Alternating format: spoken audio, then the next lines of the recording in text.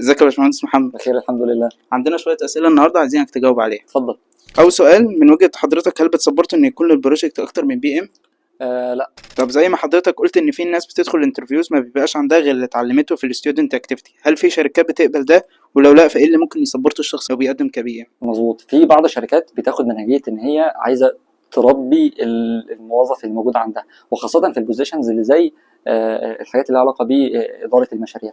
ليه؟ هي تبقى ماشيه منهجيه معينه، هي بتبقى ماشيه بطرق معينه، فتبدا انها تاخد معاه الباث كله، تبدا انها تنشئه، تبدا ان هي فعلا تعلمه.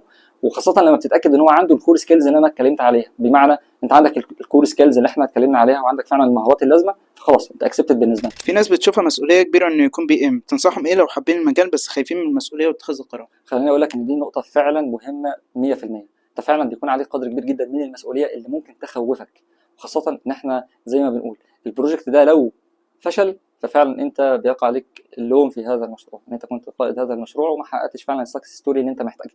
اما البروجكت لو نجح مش انت اللي تاخد رايه النصر فقط، ولكن الفريق كله، بمعنى اللي اشتغل على كل حاجه هو فعلا بيحس ان هو اللي نجح، فما تاخدش انت الاثوريتي بتاعت النجاح. هي مسؤوليه كبيره جدا، مسؤوليه فعلا ان انت عايز تتخطى كل التشالنج وكل التحديات اللي هتواجهها عشان تنجح المشروع ده، فهي مسؤوليه كبيره، فتشجع وخدها ان شاء الله. إن شاء الله.